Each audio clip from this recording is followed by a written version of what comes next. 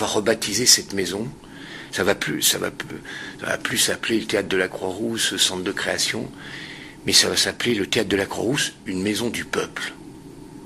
On va revenir à étrangement à cette appellation qui a existé dans les années 1890, 1900, où les conditions de travail des ouvriers et des employés étaient très dures, et du coup se sont ouverts c'est venu de Belgique, des maisons du peuple, où en même temps, évidemment, on menait des luttes politiques, syndicales, pour les congés payés, pour l'égalité homme-femme, pour le droit d'être syndiqué dans les entreprises, toutes sortes de choses comme ça.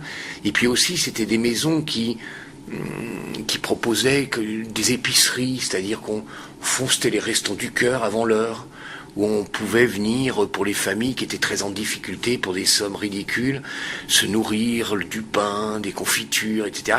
Et puis aussi, il y avait une activité culturelle très très forte. Il y avait des harmonies municipales, il y avait beaucoup de fanfares, et puis il y avait des cercles de théâtre, c'est-à-dire beaucoup d'ouvriers se regroupaient et fondaient des sortes de compagnies de théâtre un peu impromptues, comme ça, précaires. Donc c'était des lieux où s'organisait, au fond, on va dire, la résistance intellectuelle et sociale par rapport aux grands patrons qui dominaient toute l'industrie française. Et je trouve que ce qu'on propose ici, au fond, c'est un peu ça. C'est-à-dire, vous savez qu'on a initié la semaine des vêtements chauds pendant les fêtes de fin d'année, où les gens peuvent amener des vêtements qu'on redistribue aux associations. Cette année, ils pouvaient même amener des jouets. Et puis, on propose énormément de choses comme ça, périphériques de l'activité même des spectacles, des répétitions publiques, on prête le studio beaucoup. Et donc, Maison du Peuple, c'est au fond l'idée de réaffirmer une idée politique du théâtre. À quoi ça sert le théâtre? Bon, déjà, ça sert à réunir les gens.